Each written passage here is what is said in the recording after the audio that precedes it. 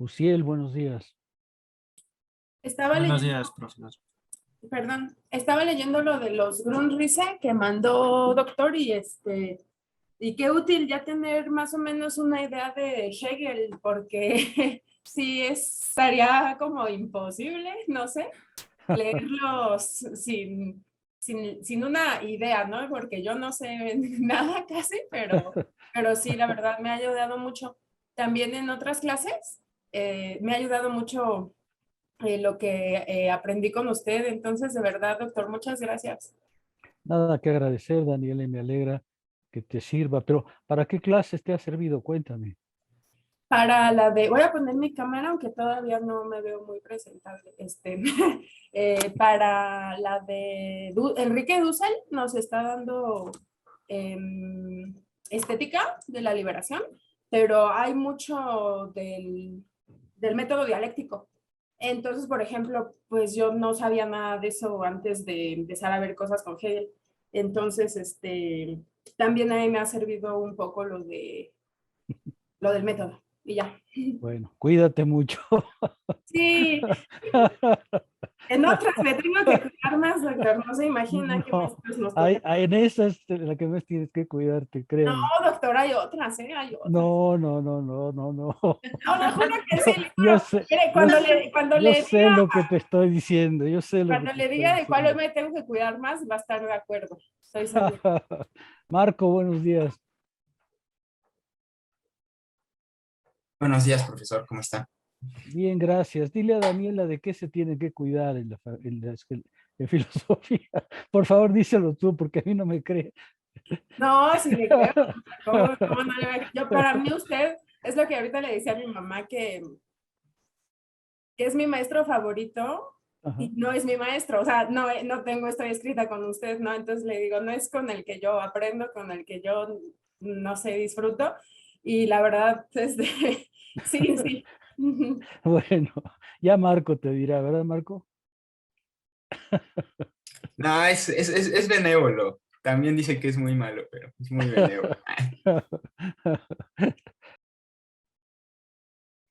¿Cómo van las cosas, Marco? Cuéntame. ¿Qué estás leyendo en letras francesas?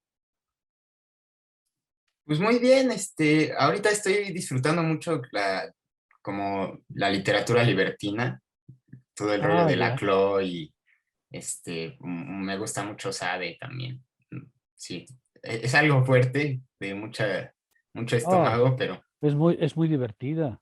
sí, es Muy brutal. Me gusta divertida. mucho su humor con la religión y todo eso. Yo me interesé mucho en la literatura libertina hace años y tengo los libros de la Pleiad, que son espléndidos, ¿no? Y desde luego Sade también lo tengo en la Pleiad. Sí, son buenísimos. También leí apenas el de La religiosa de Diderot. Me gustó Ah, muchísimo. claro, claro, claro.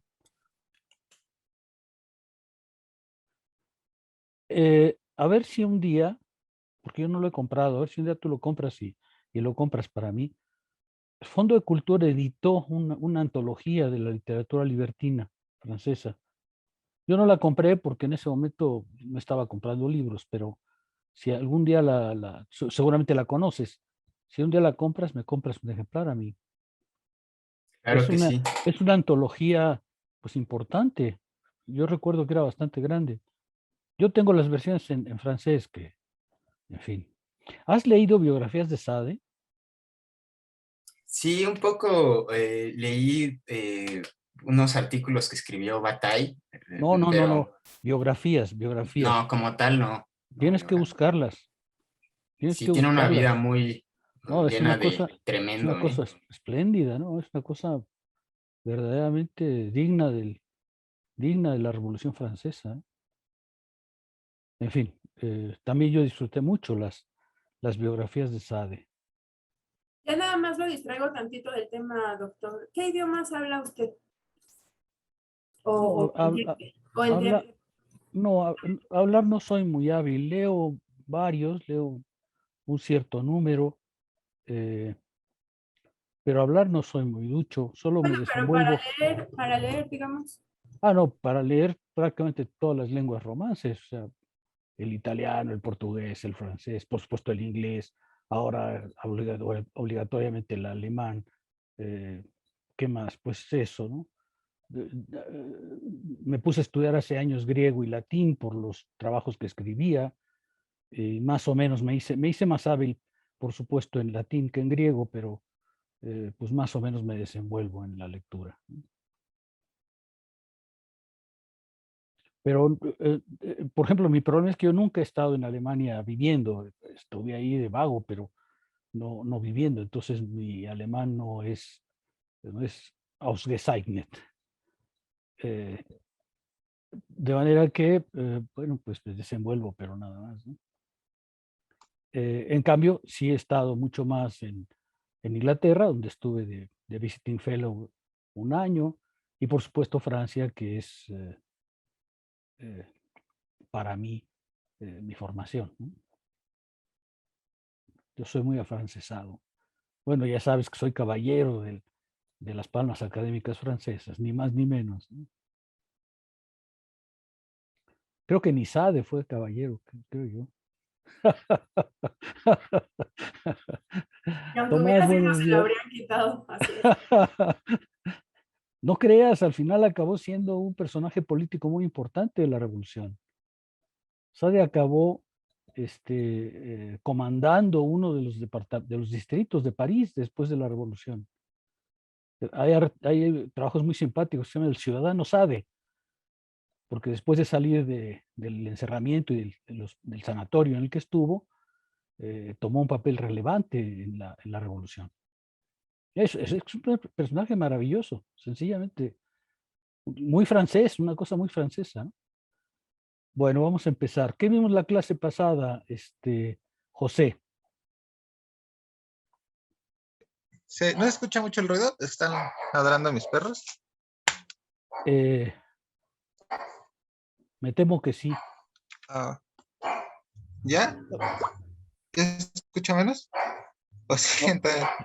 espera que intervenga otro hasta que el perrito esté un poco más sereno. Belén, ¿qué vimos la clase pasada? No vayas a reprimir al perro, José.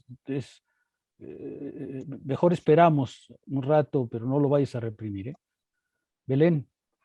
Sí, veíamos lo de la mercancía, veíamos que hay mercancías que tienen un objeto útil, lo cual quiere decir que tiene un valor que llena una necesidad, pero no toda mercancía tiene este valor. Hay ciertas mercancías que son útiles, que son las que importan. Esta necesidad es una necesidad que nos puede ser, bueno, que es tanto como biológica como imaginaria. Ponía el ejemplo de su suéter que traía o A si ver, alguien... Belén, permíteme que te detenga, pero es que es importante, es muy importante. La formulación correcta de lo que estamos haciendo es tratar de definir el concepto de mercancía. Y la primera determinación del concepto de mercancía es que tiene valor de uso. Así es como se tiene que comprender. El valor de uso es una determinación conceptual de la mercancía. Es verdad, como dices, tienes razón, que el valor de uso es la utilidad, la corporalidad, la objetividad del objeto. Pero lo fundamental ahorita que retengas es que el valor de uso es una categoría con la cual se está tratando de determinar el concepto de mercancía. Luego va a aparecer valor de cambio, que es otra categoría que caracteriza teóricamente a la mercancía. Por favor, formúlalo así para que tengas claridad. Ahora sí, continúa, por favor. Sí, bueno, veníamos esto del valor de uso, disculpa. No te disculpes, es simplemente que tienes que estructurar bien eso para que conceptualmente te sepas desenvolver. No tienes que disculparte, no es eso. Sí, bueno, y Ahora veíamos sí, que continúa, por favor. este valor de uso es una utilidad que sirve para algo. Uh-huh. Esta utilidad, bueno, esta necesidad que tenemos, como lo comentaba anteriormente, puede ser tanto biológica como imaginaria. El valor de uso se define, igual veíamos que por su cualidad y su cantidad. Y veíamos que, como ya comentaba, hay ciertas mercancías que no tienen un valor de uso, o hay mercancías que siguen teniendo un valor de uso, que siguen reutilizando. Hay mercancías que ya tuvieron un valor y otra vez las van a volver a utilizar. Y esas son las que importan, no las que les importan en el mundo industrial. Bueno, detente ahí, por favor. Presta mucha atención conceptualmente, Belén. Víctor, ¿cómo dirías las cosas que vimos la vez pasada? Avancé muy poquito, pero ¿cómo podrías reanimar lo que vimos la clase pasada? Empezamos viendo la característica de la mercancía como valor de uso, y usted resaltó el hecho de que las mercancías suelen presentarse como cantidad y calidad En el valor y de uso. en el valor de uso. Ajá. Sí. Y nos explicó cómo es que esa relación entre cantidad y calidad tiene una relación con Hegel, pero también tiene una relación con la manera en que da el movimiento de las mercancías, por así decirlo, ¿no? Y nos ponía ejemplos de cómo bueno, este ejemplo, nos puso un ejemplo de los soldados, pero yo pienso en esto, ¿no? Puede haber una misma cantidad de hombres, pero esa misma cantidad de hombres es distinta según su calidad, ¿no? O sea, su organización. Ujú. Entonces también en el sentido de cómo se van moviendo, cómo dan este salto cualitativo, ¿no? Por así decirlo. Ujú. Yo resaltaría eso. Es- Nada más, es muy poquito, Víctor, pero gracias. Jorge Castillo, ¿qué me dirías que vimos la ocasión anterior? Sí, sí, fue poquito. Gracias, Víctor. Jorge Castillo, ¿qué agregarías? Pues ayer resaltamos, como ya se había mencionado, que la mercancía tiene un valor útil y, y tiene que llenar una necesidad. Si la mercancía no llena esa necesidad, no es útil. También estuvimos viendo que, bueno, esto mismo se le llama valor de uso real, ¿no? Me parece, la utilidad. Que pues prácticamente el ser de la mercancía debe ser un vínculo entre la calidad y la cantidad, que estos mismos calidad y cualidad están muy ligados entre sí, que la cantidad suele modificar la cantidad, no, la cantidad modifica la cualidad, y pues que hay una relación dialéctica entre calidad y cualidad. Prácticamente también mencionó que hay un valor de cambio Eso que, es, eso es. que todavía no, digamos, no se puede cambiar, bueno, más bien que se puede cambiar una mercancía útil por otra mercancía útil, aunque sea de diferente tipo, ¿no? Como puso de ejemplo, no sé, 10 camas con una casa. Ujú. Y Te agradezco, detente, Jorge, porque veo, perdón, voy a tener que repetir, porque veo que quedaron bastante flojas las cosas de la sesión anterior. Estamos empezando por el examen de la mercancía, que Marx nos había advertido que es un punto especialmente complejo, porque parece muy sencillo, pero está lleno, dice él, de vericuetos metafísicos. Tenemos que empezar por la mercancía, porque la mercancía era, decíamos, fenomenológicamente lo que se nos aparece, metodológicamente el punto de partida más abstracto, teóricamente el resultado, voy a insistir en eso hoy, de la investigación de la economía política clásica previa a Marx. Ahora, ¿cómo está definida una mercancía? Hasta ahora lo que sabemos es que tiene dos grandes determinaciones. Tiene valor de uso y tiene valor de cambio. Nos concentramos más en el valor de uso, pero empezamos a ver el valor de cambio. ¿Qué es el valor de uso de una mercancía? Para que un producto de trabajo se vuelva mercancía, tiene que ser útil, en el sentido de que tiene que ser susceptible de ser consumido, o directamente o productivamente. Una mercancía que no tiene utilidad, o un producto de trabajo que no tiene utilidad, no puede convertirse en mercancía. El ejemplo que yo puse es la torta que la señora les ofreció y que hizo hace apenas un mes. Si la señora pretende venderles una torta que tiene un mes de hecha, probablemente ustedes dirán que no la comprarán. ¿Por qué? Porque su valor de uso ha desaparecido. Bueno, a menos que quieran comer gusanitos y, en fin, tengan una dieta prehispánica, digamos, ¿no? Pero si no es así, lo más probable es que dirán que no quieren la torta, porque su valor de uso, su utilidad, ya no le permite ser mercantilizada. Estamos hablando de cómo se constituye una mercancía, ¿eh? Primero, valor de uso. Este valor de uso es la corporalidad de la cosa. Tiene que ver con su materialidad objetiva. Una torta tiene ciertas características propias, a diferencia de una chaqueta que tiene otras características propias. Y esa corporalidad es muy importante porque caracteriza no solamente al ser de la cosa, sino también al vínculo de su ser con de su cualidad, con su cantidad. Y veíamos que efectivamente hay una dialéctica entre cantidad y cantidad cuando hay una cierta modificación cuantitativa. Estoy tratando, Marcos y Eric, de reconstruir la clase pasada porque a la hora de preguntar me quedé con la idea de que no fui muy claro en lo que expresé la vez pasada. Una mercancía, pues, hasta este momento, está constituida de valor de uso y de valor de cambio. El valor de uso es la corporalidad del objeto. Un perfume francés es diferente a una chamarra de piel, una pluma fuente es diferente a un par de tenis. Ese es su valor de uso, ¿sí?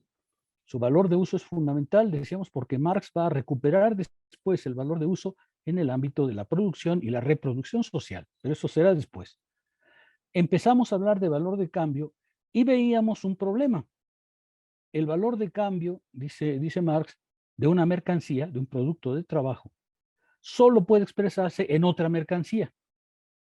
El valor de cambio no se puede expresar en sí mismo. Si yo digo que yo soy igual a yo, imaginemos un cocol que hablara, porque el cocol es una mercancía que a mí me gusta mucho porque me gustan mucho los cocoles. Si el cocol hablara y el cocol diría, yo soy un cocol, no habríamos avanzado un paso, porque el cocol no puede expresar su valor en sí mismo. Tiene que expresarse en otra cosa. Por ejemplo, ¿en qué les gustaría que exprese el cocol su valor? ¿En huevos? En huevos, por ejemplo. ¿Cuántos cocoles por un huevo? ¿O cuántos cocoles por un kilo de huevos? El valor del cocol tiene que expresarse en otra mercancía. De manera que el valor, dice Marx, el valor de cambio, el valor de intercambio, tiene que expresarse en otra mercancía. Es decir, es algo que solo es relacional. El valor del cocol cambia si se expresa en huevos, o si se expresa en zapatos, o si se expresa en cepillos de dientes. Por eso había economistas que afirmaban que el valor de cambio no podía ser inherente a la mercancía porque cambia en cada una de sus manifestaciones. Y Marx nos dijo, atención, es verdad que el valor cambia en cada una de sus manifestaciones, pero cuando se ven todas las manifestaciones del valor de cambio de una mercancía, hay algo que es común a todas ellas. Unos cocoles se intercambian por una cantidad de huevos.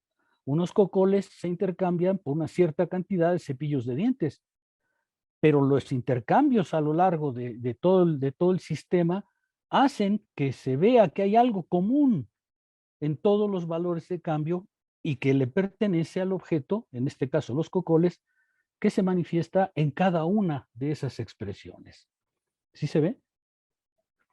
Esto, decíamos, es muy importante porque a Marx le permite decir, miren, atención, ese algo común tenemos que averiguarlo. Y entonces nos metimos en un problema lógico, que a lo mejor fue lo que los confundió, en el sentido de decir, para que se pueda hablar de una identidad de algo relacional, es preciso que ese algo relacional tenga algunas propiedades que lo definan, que lo identifiquen, que lo hagan ser el que es. Poníamos el ejemplo del partido de fútbol. Si yo digo que en un estadio hay 60,000 aficionados mexicanos, pues no estoy diciendo que hay 60,000 figuras ahí, estoy diciendo que hay muchas más probablemente. pero que dentro de esa masa hay un número que se caracteriza por la determinación mexicano. Y entonces, una vez que tengo la determinación mexicano, puedo empezar a contar. 1, 2, 3, 4, hasta 60,000. Pues lo mismo pasa con la mercancía, dice Marx. Si cada mercancía expresa su valor de cambio en muchas otras mercancías, es preciso que haya algo que permite identificar efectivamente aquello por lo cual se expresa un cambio diferente y sin embargo le pertenece a la cosa. Es el valor de la cosa. Hasta ahí habíamos llegado a la ocasión anterior. Marx nos había dicho, en todos estos modos de expresión, tiene que haber algo común y ese algo común es justamente el valor. Lo que hace que un cocol se intercambie por unos cepillos, por un cepillo de dientes o por muchos cepillos de dientes, es que tiene un valor. Y ese valor se modifica en cada expresión, pero no desaparece, tiene un valor. Ese es el punto común que necesitamos explorar. ¿Sí queda un poquito más claro? La mercancía es valor de cambio, valor de uso primero y valor de cambio. Su valor de cambio es relacional, pero esa relación que lleva, ¿se acuerdan que yo les comentaba que Marx está peleando aquí con Bradley? Porque durante mucho, una de las críticas que se hacen a Marx con frecuencia es que justamente si el valor de cambio se manifiesta de manera diferente en cada intercambio, si el cocol se expresa diferente en zapatos que en cepillos de dientes, pues eso quiere decir, según ciertos economistas, que el valor como tal y el valor inherente no existe. Marx va a decir, no, claro que existe. Es eso común que permite que haya siempre una razón, una cierta proporción en la que el cocol se intercambia por muchas otras cosas. ¿Sí? El valor de cambio, pues, ¿se acuerdan que nos citó una parte en la que alguien dice, no puede haber valor de cambio inherente? Y dice Marx, inherente no, pero vamos a ver que sí que existe ese soporte. Ese es el valor de cambio. Hasta ahora sabemos que la mercancía es valor de uso y valor de cambio. ¿El cocol tiene un valor de uso? ¿Qué dirían? Sí. Por supuesto. ¿Tiene un valor de cambio? También, también. Es modesto si ustedes quieren, pero ya verán cómo Don Cocol va a acabar siendo muy importante. Ya les mostraré cómo Don Cocol se hace importante. ¿Sí vamos claros hasta aquí? Me detengo para ver si hay preguntas o algo que haya que reformular. Creo que Sí, está claro. Marco desapareció. Bueno, en fin. ¿Va todo claro? ¿Preguntas? Estamos construyendo el concepto de mercancía, que es muy importante, ya lo verán. ¿Algún comentario? Estoy en la página 45 de la edición del Capital, espero que lo tengan, de la edición del siglo XXI en el Capital. Encuéntrenme porque voy a hacer algunas citas y me dirán si queda claro. Justamente refiriéndose al valor, Marx cita a Barbon que dice, ninguna cosa puede tener un valor intrínseco. Y esto es contra lo que Marx está empezando a plantear el problema. ¿Sí se ve? Dice, tomemos dos mercancías, por ejemplo, el trigo y el hierro. Y dice, una cantidad de trigo, mejor voy a usar el ejemplo del cocol y el hierro. El cocol siempre tiene una cierta relación de cambio con el hierro. Seguramente un cocol, por su modestia, pues también tendrá una relación de cambio muy modesta con el acero, pero la tiene, ¿no es cierto? Y las dos mercancías dialogan entre sí, pueden intercambiarse, pueden dialogar, porque son justamente valores de cambio, ¿sí? Tienen valor de cambio. Eso es lo que las hace poderse relacionar. ¿Sí me explico? Para que ustedes hablen o quieran a algo, pues es necesario que sea por lo menos un ser animado, ¿no es cierto? Espero que no se enamoren de su sillón o de sus zapatos viejos. Bueno, en fin, tendrán una relación de afecto, pero espero que no caigan en ese fetichismo. Para que amen algo, pues es necesario que ese algo sea por lo menos un ser viviente, un perro, un gato, qué sé yo, ¿no? Un lagarto, lo que fuese. ¿Sí se ve? Si dos mercancías dialogan, si un cocol puede dialogar con el hierro, es porque las dos tienen algo, valor de cambio. ¿Sí queda claro? Desde el punto de vista del valor de uso, no tienen nada en común, pero desde el punto de vista del valor de cambio, se pueden poner a dialogar. ¿Sí queda claro? ¿Queda clara esa diferencia? Por favor, exprésense. Sí, Sí, doctor. Bueno, en la página 46 dice Marx, ambas, por consiguiente, el cocol y el hierro, son iguales a una tercera que en sí y para sí no es ni una ni otra. Cada una de ellas, pues, en tanto es valor de cambio, tiene que ser reductible a una tercera. ¿Por qué puede dialogar el cocol con el hierro? Porque hay algo que es común, y ese algo que es común es su valor de cambio. El cocol puede dialogar con todas las mercancías, ¿no es cierto? Por ejemplo, el cocol puede dialogar con las lociones francesas que yo uso. sí, No, claro que sí. El cocol les diría, mira, tú eras francesa y te sientes muy fifí. Yo acá, muy humilde, pues me hicieron en la panadería de al lado, pero sí puedo dialogar contigo. Un cierto número de cocoles alcanza a comprar una loción francesa. Un cocol equivale a una cierta cantidad, así sea muy pequeñita, de la loción francesa. ¿Sí se ve lo que estoy intentando decir, lo que Marx está intentando decir? Déjenme darle una vuelta más. ¿Por qué pueden dialogar? Marx va a llegar justamente a la idea es porque nuestra sociedad, como estamos sujetos al intercambio generalizado, es indispensable que los productos de trabajo puedan dialogar entre sí. Como vamos a intercambiar en nuestra vida todo, absolutamente todo, es necesario que todas las mercancías tengan la propiedad de poder expresarse en cualquier otra mercancía. En sociedades anteriores, esto no era necesario, porque el intercambio no era generalizado y entonces alguien que tenía una vaca, pues le proponía al herrero un cambio por un asadón, pero pues ahí calculaban más o menos en cuánto podía ser que se intercambiara. En nuestra sociedad, en cambio, como domina el intercambio de mercancías, es necesario que haya un lenguaje común en el cual todas las mercancías puedan expresarse. Ese es el valor de cambio. Como valor de uso, todas son diferentes, pero como valor de cambio, todas pueden dialogar. ¿Sí se ve? Ahora, hay que preguntarse qué es lo que las hace dialogar, qué es eso común que hace que 60,000 mexicanos sean 60,000 mexicanos y 300 gringos estén en el estadio ahí marginados. ¿Sí se ve? ¿Queda claro lo que está pasando, lógicamente? sí. Bueno,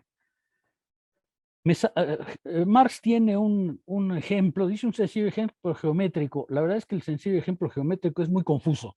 Voy a dejar eso de lado. Yo no sé de dónde sacó Marx, eso es sencillo, pero es mucho más abstracto que lo demás. Dice en el siguiente párrafo, ese algo común no puede ser una propiedad natural, geométrica, física, química u otra de las mercancías. Ese algo que es común, por el cual puede dialogar un cocol con el acero, no puede ser una cosa material, no puede ser parte de la química o parte de la esencia de la cosa, tiene que ser algo que no toca al valor de uso. Ya veíamos que para que dos mercancías tan desiguales se pongan en contacto, es preciso que puedan dialogar, pero ese algo por el cual dialogan no es ninguna de sus propiedades físicas. ¿Sí? Sus propiedades corpóreas entran en consideración única y exclusivamente en la medida en que hacen útiles a las mercancías, es decir, valores de uso. ¿Sí está claro? Ahora, al final de ese párrafo dice, en cuanto a valores de uso, las mercancías son ante todo diferentes en cuanto a su cualidad. Como valores de cambio, solo pueden diferir por su cantidad y no contienen, por consiguiente, ni un solo átomo de valor de uso. Fíjense. El valor de uso es la materialidad, la objetividad del objeto que estamos intercambiando. Nuestro cocol. Nuestro cocol tiene que tener ciertas características, ¿no es cierto? Tiene que ser de harina, tiene que ser comestible, tiene que tener arriba su ajonjolí. Vean ustedes, soy un experto en cocoles, no, tiene que tener ciertas características que lo hacen ser un cocol y no otra cosa. ¿Cómo dialoga con el acero? Pues tiene que haber, dice Marx, algo que le permita dialogar. Y el diálogo con el cual puede hacer su vínculo con el acero es el valor de cambio. Pero valor de uso y valor de cambio están perfectamente separados. El valor de uso es la parte material del objeto, el valor de cambio, por el contrario, es algo que tiene que ver con su producción social. Es algo abstracto, es algo separado, es algo que hace que el objeto se intercambie por otro, pero que no tenga nada que ver con su cualidad natural. Ya veremos que esto significa que no todo producto de trabajo es mercancía. Mercancías son unos ciertos objetos nada más. ¿Sí queda claro hasta aquí? ¿Eso he logrado ser un poco más claro? Me detengo. Eric, Marcos, ¿qué me dirían?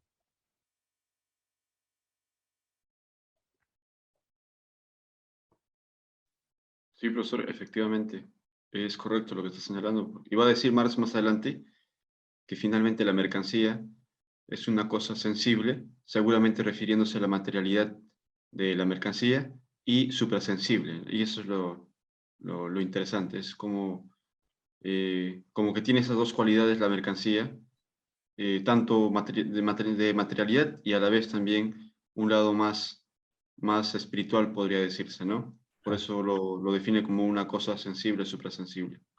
Sí, va a ser social, no espiritual, pero bueno, está muy bien. Eric, ¿va claro? Ya sé que estás en Cancún y a lo mejor ni nos estás pelando, pero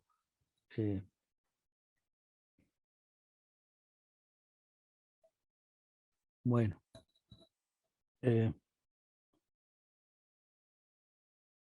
Respondió en el chat, doctor. Sí, ya vi que me respondió que ahí está. Pero es que estaba pensando si tiene la boca llena porque está desayunando o está nadando en la alberca, en fin. Todo esto para tratar de explicarme su respuesta. No puede abrir el micrófono. Bueno, ¿tú querías preguntar algo, Víctor, o no? No, creo No, que no. profesor, pero ahorita que me da la palabra, yo quisiera resaltar una parte de esto que acaba de leer, que es justamente como en este párrafo que citó, que dice, no puede ser una propiedad natural de las mercancías. Sus propiedades corpóreas entran en consideración única y exclusivamente en la medida en que ellas hacen útiles a las mercancías, y más adelante. Pero por otra parte, salta a la vista que es precisamente la abstracción de sus valores de uso lo que caracteriza la relación de intercambio. O sea, a mí lo que me llama la atención es algo que hasta que creo que a veces no le queda claro a la gente, por ejemplo, que no entiende la sociología o la antropología, ¿no? Que nosotros no, bueno, digo, la gente que se dedica a eso, no estudia cosas, ¿no? Sino relaciones, ¿no? Y a veces eso es complicado como comprenderlo porque dicen, bueno, ¿y dónde están las relaciones, no? Que no las veo. Así contestan. Bueno, pues es un proceso, ¿no? Y creo que aquí ya se está expresando eso y es algo que se va a estar manifestando en el capital constantemente, que no se trata de cosas, ¿no? Sino de procesos, de relaciones, y que no porque no se puedan observar a simple vista, no son metafísicas o son totalmente abstractas, ¿no? Que están ahí, ¿no? Simplemente que cristalizan en cosas. Creo que esa parte es muy importante. Gracias. Bueno. Sí, tienes razón, tienes razón. Voy a avanzar. Ahora bien, ya vimos que entre valor de uso y valor de cambio hay una separación radical. El valor de uso es una cosa, es la corporalidad, la objetividad del objeto, y el valor de cambio, en cambio, es algo relacional, es algo que tiene que ver con la expresión en otra mercancía, un diálogo del que tenemos que encontrar su fundamento. Ahora vamos a encontrar su fundamento. Ahora bien, dice Marx, si ponemos a un lado el valor de uso, pongamos de lado la objetividad de las mercancías, pongamos de lado su valor de uso. Únicamente restará una propiedad, la de ser productos del trabajo. Empezamos a ver cuál es el fundamento de ese diálogo. Si dejamos de lado el valor de uso, el fundamento del diálogo por el cual el COCOL puede dialogar con el hierro es que son productos del trabajo. ¿Sí? Marx dedica el siguiente párrafo justamente a decir: no obstante, también el producto de trabajo se ha transformado en las manos. Si hacemos abstracción del valor de uso, abstraemos también los componentes y las formas corpóreas. Es decir, si nosotros dejamos de lado el valor de uso de un objeto, lo que estamos dejando de lado son todas sus cualidades físicas. Si dejamos de lado el valor de uso del COCOL, estamos dejando de lado que es de harina, que requirió un horneado, que tiene ajonjolí, todo eso queda de lado. Abstraemos, dice Marx, del valor de uso, el valor de uso, todas las propiedades de la cosa, y lo que nos queda, dice él, es que es un producto de trabajo. Este producto ya no es una casa o un COCOL, ya no son eso. En la abstracción lógica que acabamos de hacer, el valor de uso ha quedado completamente de lado y lo que tenemos ya no es una materia, ya no es una objetividad dada, sino alguna abstracción que es justamente el valor de cambio. Con el carácter útil de los productos del trabajo, se desvanece también el carácter útil de los trabajos presentados en ello, y por ende se desvanecen también las formas concretas de esos trabajos. Estos dejan de distinguirse, reduciéndose en su totalidad a trabajo humano indiferenciado, a trabajo abstractamente humano. Me voy a detener porque esto es muy importante, ¿eh? Marx no lo hace ver con la claridad que podría haberlo hecho. Si nosotros dejamos de lado el valor de uso de las mercancías, es decir, su corporalidad, si dejamos de lado lo que es el COCOL en cuanto a COCOL, lo que nos queda es producto del trabajo. Pero si lo ponemos a dialogar con el hierro, sucede lo mismo con el hierro. Es decir, también borramos todas las propiedades del hierro, dejamos de lado, no pensamos en este momento en toda su corporalidad, y lo que encontramos es que un COCOL se intercambia por hierro porque ambos son trabajo. Y ya no importa si es trabajo del colador en el acero o del panadero en el COCOL. Ahora es trabajo indiferenciado, trabajo humano. Si el COCOL puede expresarse en hierro y a la inversa, el hierro en COCOLes, es porque los dos son productos del trabajo, pero ya no del trabajo del panadero y del trabajo del forjador, sino del trabajo humano indiferenciado. Si las mercancías pueden dialogar entre sí, siendo tan diferentes en el plano objetivo, es porque los dos son producto del trabajo humano, pero ya no del trabajo del panadero y del trabajo del colador, sino del trabajo humano en general. ¿Sí se ve lo que está planteando Marx? Ya empezamos a ver el fundamento del diálogo. La mercancía ahora es valor de uso y valor de cambio. Su valor de cambio descansa en el trabajo humano indiferenciado. Por ahora llamémosle así porque el trabajo abstracto es otra cosa. Trabajo indiferenciado. ¿Sí se ve? El panadero que hace cocoles, cuando recibe un salario, va con su salario y se compra, ¿qué les gusta? Una camiseta del América. Vale. Cuando se compra su camiseta del América, está haciendo dialogar su trabajo como panadero con el trabajo del que hace camisetas del América. Ya no importa qué produce quién, lo que importa es que uno y otro expresan el diálogo entre sus productos a través del trabajo humano indiferenciado. ¿Sí se ve? El siguiente párrafo es muy importante. Nada ha quedado de los productos, dice, salvo una misma objetividad espectral, una mera gelatina de trabajo humano indiferenciado. Esto es, gasto de fuerza de trabajo humana sin consideración a la forma en que se gastó la misma. ¿Ya vieron el trabajo lógico de abstracción que está haciendo Marx? Ahorita veremos que no es original suyo. Esto ya estaba en la economía política clásica. Lo voy a señalar, pero es muy importante entender que se ha hecho una gran abstracción, pero no es una gran abstracción meramente lógica, Es una abstracción que socialmente se ha ido construyendo. Ahorita voy a insistir en eso. Estas cosas tan solo nos hacen presente que en su producción se empleó fuerza humana de trabajo, se acumuló trabajo humano. En cuanto a cristalizaciones, este es muy importante, en cuanto a cristalizaciones de esa sustancia social común a ella, son valores. Las mercancías son valores porque en ellas se cristaliza trabajo humano indiferenciado. Vean ustedes, ha habido un pasaje, si viviéramos en una sociedad anterior, probablemente el panadero que hace cocoles tendría que ir al mercado a intercambiar con el señor que hace asadones de acero. Tendría que ir al mercado y decirle, mira, yo hago cocoles, tú haces asadones, pues necesito un asadón, ¿cuántos cocoles te entrego por mi asadón? Ese diálogo que hacen ellos es un diálogo que tendría que ser directo. Ahí el trabajo del panadero y el trabajo del herrero son claramente trabajos diferenciados. Pero en nuestras sociedades eso ya no sucede. Nosotros ya no vamos directamente al mercado con nuestro producto para intercambiarlo directamente con otro. Nosotros hacemos un intercambio generalizado y por ende ya no importa si yo doy clases de alemán o de filosofía o hago cocoles, todos esos trabajos se pueden intercambiar. ¿Sí se ve? ¿Sí se ve lo que está diciendo Marx? Es importante, es muy importante, ¿eh?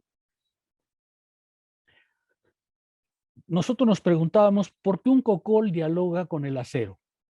Dialoga con el acero porque los dos, dejando de lado sus propiedades naturales, son trabajo humano indiferenciado. Y como son trabajo humano indiferenciado, porque en esta sociedad ya las relaciones de intercambio no son personales, entonces son valores, tienen valor. Todavía estamos lejos de la forma valor, ¿eh? Marx aquí todavía está luchando con la economía política. Ahorita se los voy a mostrar, espero yo. En la relación misma de intercambio entre mercancías, su valor de cambio se nos puso manifiesto como algo por entero independiente del valor de uso. Ese es algo, es lo que hace común, lo que hace posible el diálogo de un cocol con el acero, ¿sí? Ese algo común que se manifiesta en la relación de intercambio o en el valor de cambio de las mercancías es pues su valor. Tenemos ahorita tres cosas.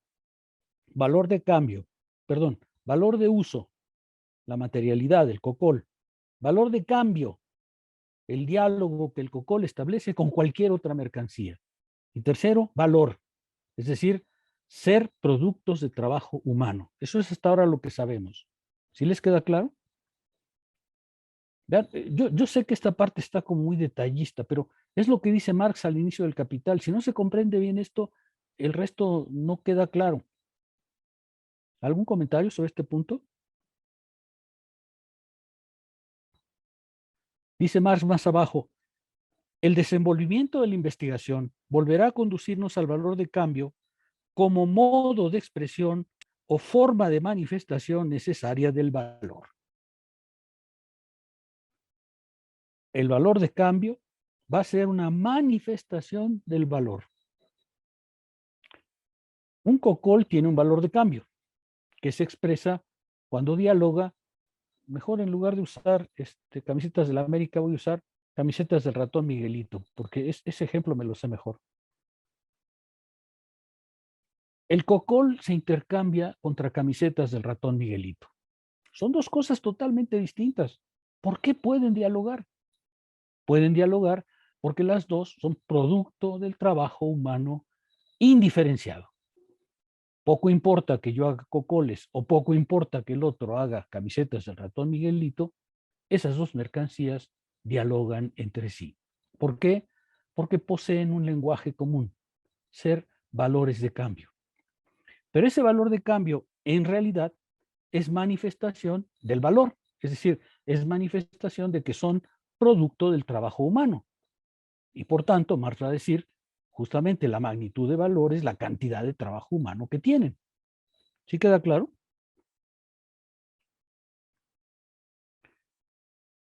Fíjense, aquí aparece la noción de valor. Valor no es lo mismo que valor de cambio, ¿eh? Estoy insistiendo en ese punto porque tienen que tener claro ahorita. Valor no es lo mismo que valor de cambio. El valor de cambio es la manifestación del valor. Y vamos a ver que el valor es un concepto que le va a costar mucho trabajo a Marx definir. ¿Sí queda claro? El valor de cambio es la manifestación cuantitativa del trabajo que está contenido en cada mercancía. Pero es una manifestación. El valor es otra cosa. Fíjense, tan era difícil esta parte que en la página 47 advierte el editor que en la tercera y cuarta ediciones, como ustedes se acuerdan, la tercera y cuarta ediciones ya no es de Marx, es de Engels.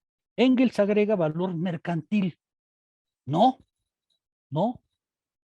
Marx no está hablando de valor mercantil, está hablando de valor, que es otra cosa. Cuando tú pones mercantil, otra vez lo vuelves el valor al plano de lo meramente cuantitativo, cuando lo que Marx está diciendo es el valor es otra cosa que el valor de cambio.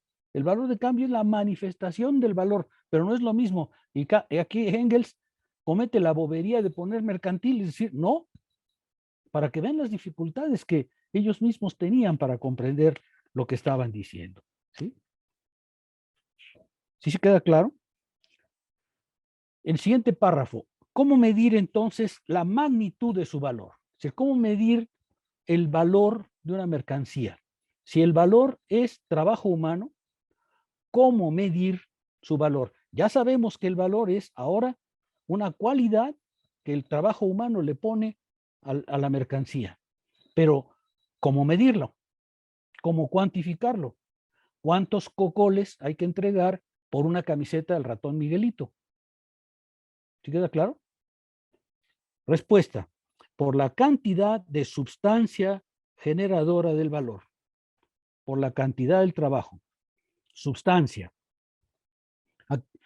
Volveré al título porque lo dejé de lado en la primera exposición. Marx introduce el término de sustancia del valor.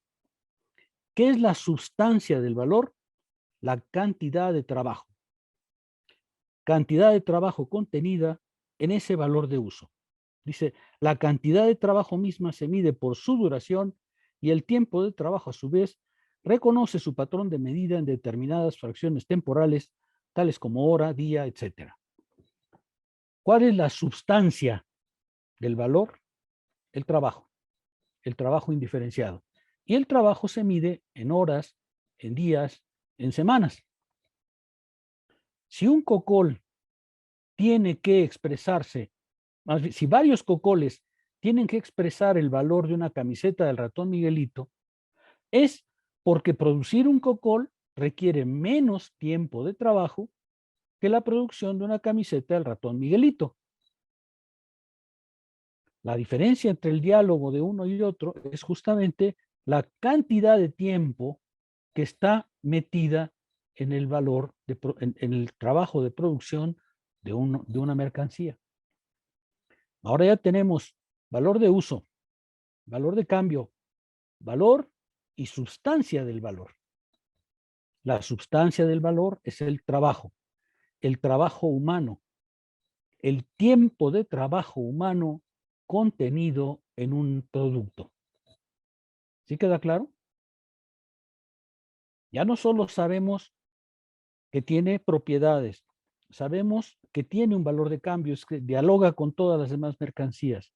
Tercero, sabemos que ese diálogo se debe a que todos ellos son trabajo humano indiferenciado. Y ahora decimos, y dialogan en ciertas condiciones, porque cada uno de ellos, el cocol y la camiseta del ratón Miguelito, contienen una cierta cantidad de tiempo de trabajo humano en ellos. ¿Sí se alcanza a ver? Es muy sencillo en realidad, pero hay que ser muy cuidadoso analíticamente. Ese es el problema de este inicio, que es sencillo, pero es que hay que tener mucho cuidado conceptualmente. ¿Algún comentario? Nuevamente me detengo porque es muy importante que esto quede claro. Ya tenemos varias determinaciones de la mercancía. Tiene un valor de uso, tiene un valor de cambio. Su valor de cambio, lo que le permite dialogar con cualquiera otra, es que son trabajo humano indiferenciado. Y ahora tenemos magnitud del valor, es decir, no solamente importa que el COCOL sea trabajo humano indiferenciado, sino que ahora importa el tiempo de trabajo que se requiere para producir un COCOL. En general, como ustedes pueden más o menos imaginar, se pueden producir un gran número de cocoles en una mañana de trabajo. Por tanto, el valor del cocol pues está medido probablemente en minutos, no más que eso, ¿no es cierto? Si la va a cambiar por una camiseta del ratón Miguelito, que probablemente se lleva, pues cuando mucho un día, pues entonces hay que entregar un cierto número de cocoles para poder expresarse en camisetas del ratón Miguelito. Y como el cocol no puede decir yo soy yo, como el personaje de Fichte, pues entonces tiene que decir yo soy a través de la camiseta del ratón Miguelito, y la camiseta del ratón Miguelito dice yo soy a través del cocol. En sí, soy un cocol, pero como mercancía me expreso a través de la camiseta del ratón Miguelito. Y la camiseta del ratón Miguelito dice, en sí, yo soy una camiseta del ratón Miguelito, pero me expreso en cocoles.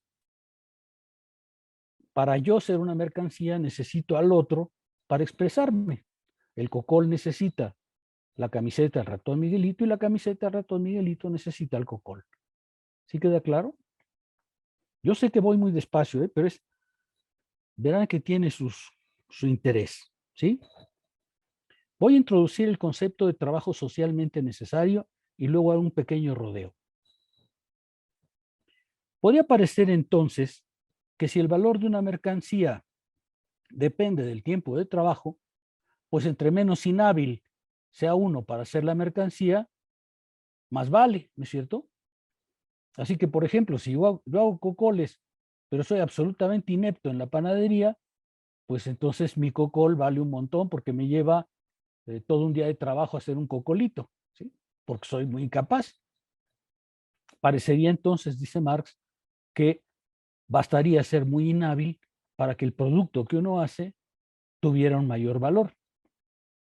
Y entonces Marx dice, pero el problema es que el valor, como es un intercambio generalizado de mercancías, no descansa en el trabajo individual, sino descansa en la categoría de tiempo de trabajo socialmente necesario.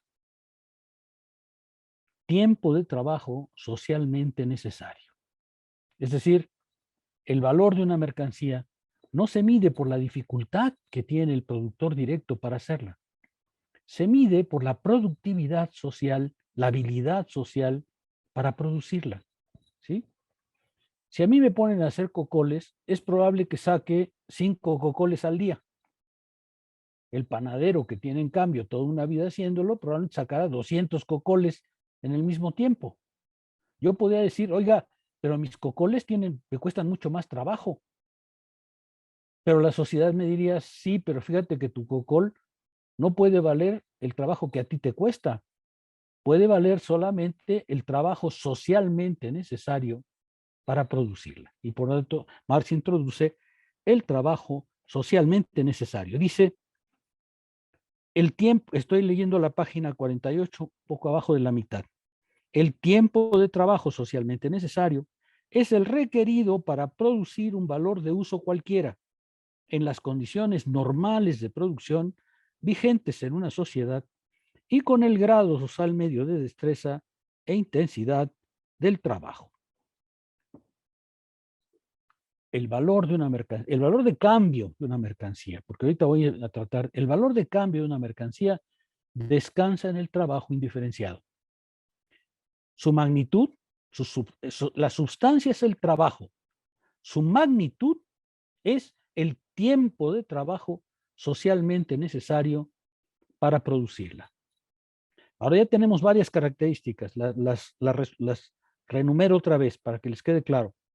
Tiene valor de uso, tiene valor de cambio.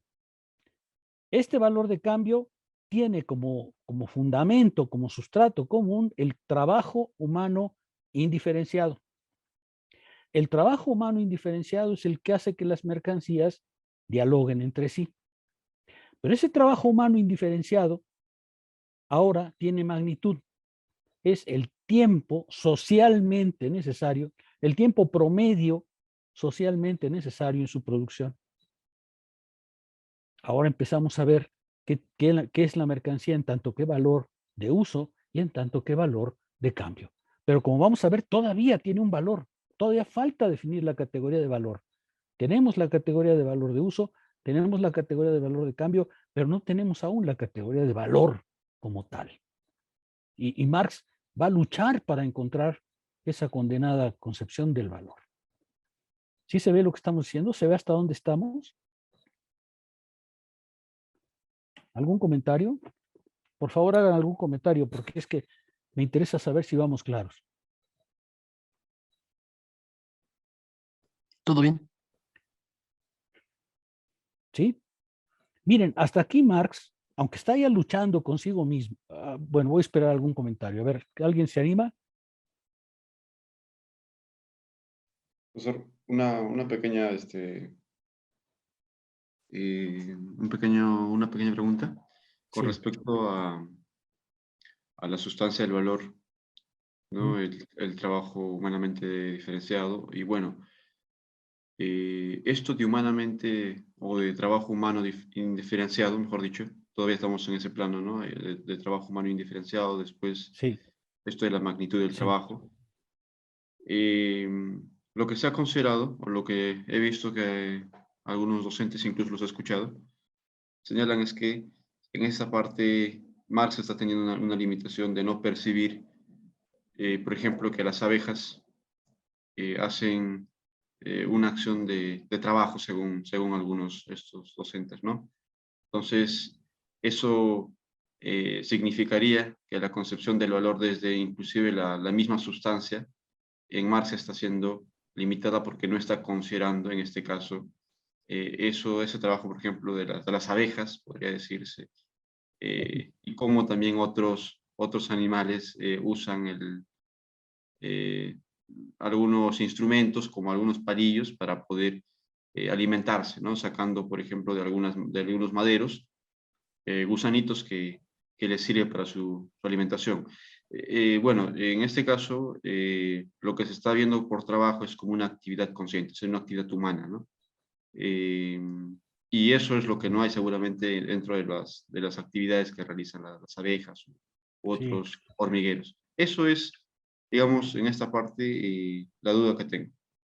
Sí, a ver, evita cuidadosamente a esos docentes, pero no tienen ni idea de lo que están hablando. Marx dice que hay más adelante lo hace en el Capital. Me sorprende porque eso lo dice Marx literalmente más adelante. Dice Marx, cuando una abeja hace un panal, le queda perfecto. Es una cosa de una ingeniería perfecta, ¿no es cierto? Ideal. Cuando un albañil en la Ciudad de México hace una casa en Iztapalapa, le suele quedar bastante fea. Más bien le queda un poco chueca, ¿no es cierto? Y la ventana pues medio cuadra y a veces no tanto. ¿Cuál es, dice Marx, la diferencia entre la actividad de la abeja y el trabajo humano? La diferencia fundamental es que el trabajo humano es acción pensada, consciente, puesta en el mundo. Antes de poner un ladrillo, el albañil sabe lo que quiere, lo persigue, la abeja no. El ser humano cuando trabaja, lo que hace es realizar en el mundo un fin consciente, una idea que ya tiene en la cabeza y que debe expresar. Le sale mejor o peor. Las más de las veces, los albañiles de Iztapalapa lo hacen bastante más feo que las abejas. La mejor abeja siempre superará en calidad al peor albañil de Iztapalapa. Pero el peor albañil de Iztapalapa siempre superará a la abeja porque el albañil antes de actuar, antes de trabajar, ya tiene la idea que persigue. ¿Le saldrá mejor o peor? Esa es otra cosa. No se puede hablar de calidad. Simplemente sucede que el trabajo humano es la finalización consciente de un objetivo. Y ningún animal hace eso, ninguno. El ser humano cuando trabaja, lo que hace es poner en el mundo conscientemente su idea. Esa idea estaba antes de iniciar cualquier cosa. Es un objetivo consciente que persigue. Ahora, que le salga peor que a la abeja, bueno, pues normalmente sucede así, pero eso no quiere decir que el peor albañil de Iztapalapa está por debajo de la abeja, está muy por encima, salvo que hay que entender que es objetivación de la idea. Eso Marx lo dice más adelante en el Capital. ¿Sí se ve? Cuando estamos hablando de mercancía, estamos hablando de trabajo humano. El que la abeja, el que los panales se mercantilicen, ese es otro problema. Después veremos eso, pero cuando Marx habla de trabajo humano indiferenciado, lo que está diciendo es el trabajo humano es manifestación consciente de una idea, que sale mejor o peor, pero es manifestación consciente de un objetivo que el ser humano persigue y que realiza mejor o peor. Eso ya variará, pero lo importante es que es trabajo humano. ¿Sí? No sé por qué esos docentes hacen esa comparación, me parece completamente fuera de lugar. Completamente fuera de lugar. ¿Sí queda más claro? Sí, profesor, sí, está ¿Sí? clarísimo. Bueno, hasta ahora tenemos, pues, decía, y hice un paréntesis para enumerar lo que estamos construyendo como mercancía.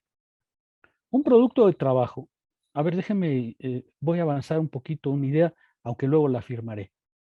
Un cocol es un cocol, ¿no es cierto? Nada más. Si yo agarro el cocol y le pregunto, ¿por qué eres mercancía? ¿Qué me va a decir?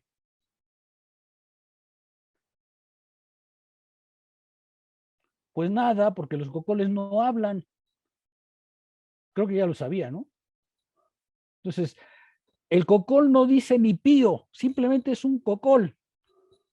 Es trabajo humano puesto en el mundo. Nada más, no es otra cosa. Ahora, estamos tratando de construir su concepto, su esencia, ya no como cocol, sino como mercancía. Y para ello hemos introducido una serie de conceptos. Un cocol es un cocol, pero en ciertas circunstancias un cocol es una mercancía.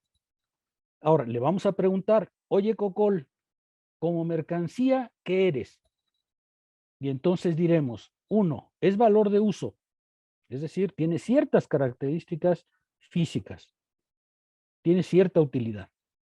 2, tiene valor de cambio, como mercancía, no como cocol. Ya quedamos que la parte de propiedades y cualidades quedó aparte.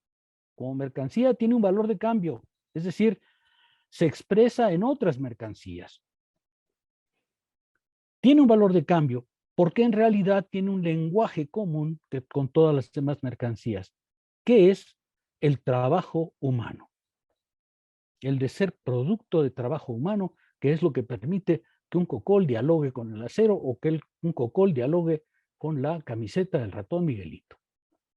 Ese trabajo humano indiferenciado hace que ya no importa si es trabajo de panadero o es trabajo de forjador, es trabajo humano y nada más. Y eso permite que las mercancías dialoguen. Ahora, no basta con que esa sustancia del valor, que es el trabajo es la sustancia del valor. Sustancia quiere decir justamente el horizonte común por el cual las mercancías dialogan. Acuérdense que ese es el concepto básico de sustancia en filosofía. Sustancia es aquello que subyace a la cosa y que le da razón de ser en su existencia. Entonces, la sustancia de la mercancía como valor de cambio es el trabajo. Lo digo porque el título va a decir justamente sustancia del valor, magnitud del valor, que es lo que estamos introduciendo. Sustancia del valor es el trabajo. Trabajo humano indiferenciado, la base común, por eso es la sustancia, por la cual dialogan. Ahora introducimos algo más. Magnitud de valor. La magnitud de valor es el tiempo de trabajo socialmente necesario para producir esa mercancía. Hasta ahí vamos en la construcción del concepto mercancía. ¿Están de acuerdo? Vean ustedes, yo les advertí en una de las clases anteriores, cuando nosotros hicimos mercancía, pues cualquiera cree entender, ¿no? El señor del tianguis sabe perfectamente que vende mercancías, pero no sabe el concepto de mercancía, que es el que estamos justamente construyendo.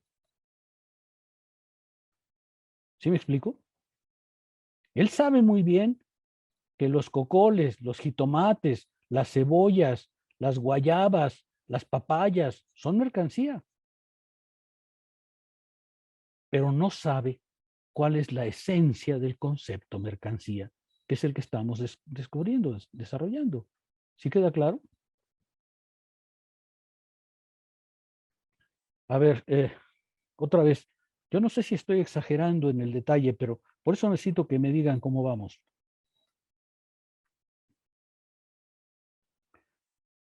Tomás, ¿cómo vamos? Bastante bien, doctor. Tengo la impresión de que somos menos ahora que en otras clases. Ya. Supongo que la clase no llenó el interés de todos porque ya no estamos completos. Bueno, si todo va claro, entonces permítanme un pequeño paréntesis. Hasta aquí, Marx tiene pocas diferencias con la economía política clásica, relativamente pocas. Ya introdujo el concepto de valor, que no está en la economía política de las naciones. Adam Smith dice, es preciso observar que la palabra valor tiene dos significados diferentes.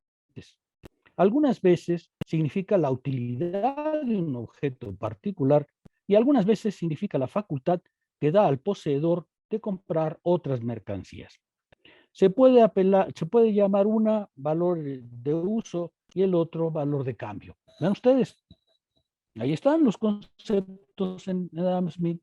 Estoy leyendo La riqueza de las naciones, capítulo 4. O sea, Marx no está inventando, Marx está utilizando las categorías de la economía política clásica todavía. Eso en cuanto al valor de uso y valor de cambio. Y luego dice en la página siguiente Adam Smith, el trabajo es pues la medida real del valor de cambio de toda mercancía. Vean, otra vez, está tal cual.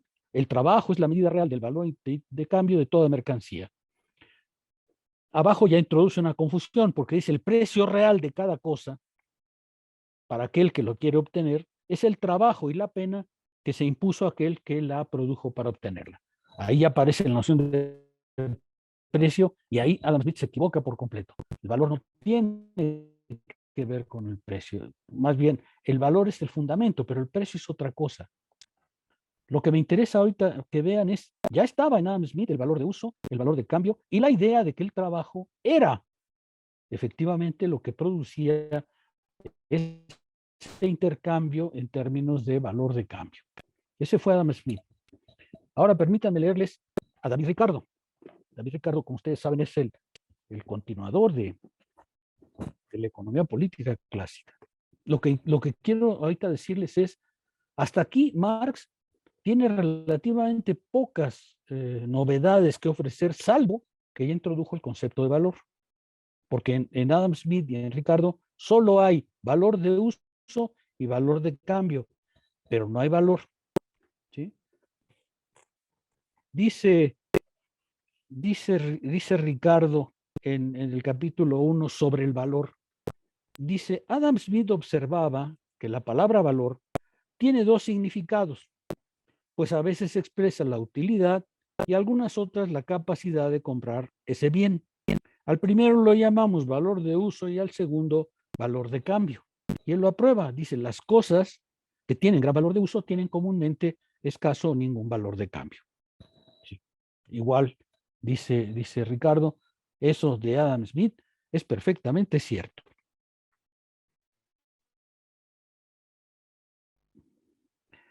Más abajo dice, por poseer utilidad, los bienes obtienen su valor de cambio, en cambio, de dos fuentes. Primero, de su escasez y luego de la cantidad de trabajo requerida para obtenerla. ¿Qué estoy intentando con esta lectura? Estoy intentando decirles, hasta aquí, Marx está luchando todavía con la economía política clásica que le proveyó de las nociones de valor de uso y de valor de cambio.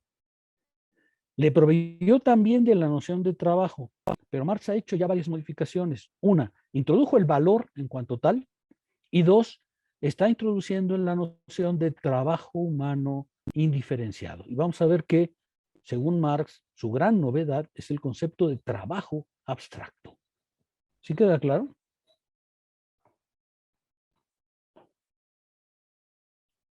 ¿Sí está claro? Vamos a algunos detalles de todo esto, ¿sí? Dice Marx, es solo la cantidad de trabajo socialmente necesario o el tiempo de trabajo socialmente necesario para la producción de un valor de uso lo que determina su magnitud de valor. Por tanto, las mercancías que contienen cantidades iguales de trabajo o que se pueden producir en el mismo tiempo de trabajo tienen la misma magnitud de valor. ¿Sí? Tienen la misma magnitud de valor si contienen la misma cantidad de trabajo socialmente necesario. ¿Sí?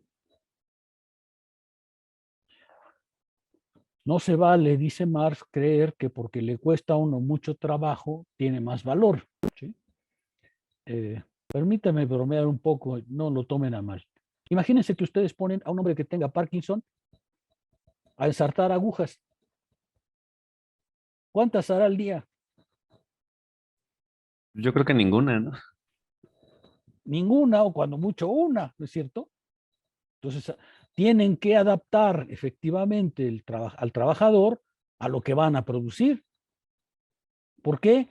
Porque lo que importa es trabajo socialmente necesario. ¿Sí se ve? ¿Sí queda claro? Ahora, Marx va a introducir algo importante. Esa magnitud de trabajo socialmente necesario varía históricamente por varias razones. Primero, por la productividad del trabajo. Él pone el ejemplo de cómo cuando introdujeron la máquina de hilar, pues hilar se convirtió en una actividad mucho más productiva. Un hilandero que trabaja, por ejemplo, un telar a mano, pues hace mucho menos hilado que un hilandero que trabaja con una máquina de hilar. El tejido del hilandero que trabaja en la máquina de mano, en el hilar de cadera, como le llaman, el trabajador que trabaja en el hilar de cadera, pone mucho más tiempo de trabajo en un metro cuadrado de hilado que aquel que trabaja con una máquina de hilar que puede producir justo con la máquina una cantidad muchísimo mayor de hilado. Por tanto, el metro cuadrado del hilandero que trabaja con el telar de cintura y el hilandero que trabaja con la máquina no tienen, el metro cuadrado no tienen la misma cantidad de valor. Los dos trabajan en un día una cierta cantidad de producto, pero la cantidad de producto que realiza aquel que trabaja con una máquina es muchísimo mayor y por tanto, cada metro cuadrado producido con la máquina tiene menor valor que el valor de aquel que trabaja con el telar de cintura. ¿Sí queda claro? El valor puede cambiar porque la productividad del trabajo cambia. Y esto es muy importante para el capital, ¿no es cierto? Si logran inventar una máquina que produce un hilado, un tejido muchísimo más rápido, pues el valor de la mercancía, el valor contenido en cada una va a variar. Por ejemplo, si yo fabrico camisetas del ratón Miguelito y me compro una máquina china que corta y cose e imprime muy rápidamente, pues mis camisetas del valor Miguelito habrán bajado su valor individual porque contienen cada una menor cantidad de trabajo objetivada que aquel que tiene que cortar a mano, coser a mano y luego imprimir en serigrafía una camiseta del ratón Miguelito. ¿Sí se ve? La magnitud de valor cambia con la productividad del trabajo, pero cambia también con la habilidad, ¿no es cierto? Si uno lleva mucho tiempo trabajando en algo, pues lo más probable es que su habilidad para hacerlo mejore y logre una productividad mayor. Entonces el valor de la mercancía va a bajar en relación a otros. Como verán, aquí ya se anuncia un aspecto muy importante del capital. Si yo logro aumentar la productividad del trabajo, el valor de cada mercancía individual va a bajar. El trabajo humano contenido en ella, en cada una, va a ser menor. Por tanto, el valor de la mercancía va a ser menor. Si la productividad del trabajo es muy alta, pues entonces el valor de la mercancía, de cada mercancía, va a ser más bajo. Y por tanto, el valor de esa mercancía en el intercambio va a variar respecto a otras. Vean ustedes por qué empezamos a ver el movimiento del capital. Al capital le interesa que cada mercancía tenga un menor tiempo de trabajo contenida. Y ese menor tiempo de trabajo contenida quiere decir que individualmente tiene menos valor, aunque el trabajo humano que está contenido ahí a lo largo de un día sea el mismo trabajo humano del panadero que trabaja todo un día. ¿Sí se ve? Doctor, una pregunta. Sí. Pero si tiene menos valor, por ejemplo, pienso en la ropa de algunas tiendas, ¿no? Que para producirse requieren muy poco dinero, o sea, es muy barato, ¿no? Porque lo hacen en países de mano de obra barata. Entonces, ¿por qué a la hora de comprarla no baja el precio? O sea, sigue teniendo, digamos, no una playera, sigue costando 200 pesos, no importa que cada vez haya un salario más bajo en el país que lo estén haciendo, o sea, sus costos se están reduciendo, pero entonces, ¿por qué no sea barata en el mercado? No sé. A ver, lo voy a explicar, aunque está mucho más adelantado, pero lo voy a explicar. Supongamos que yo vendo camisetas del ratón Miguelito, unas fabricadas en México, pero que mi competencia manda a hacer camisetas del ratón Miguelito en China, ¿no? Entonces, a él le cuestan, ¿qué te gusta? 5 pesos la camiseta y a mí me cuesta 15 pesos la camiseta hecha en México.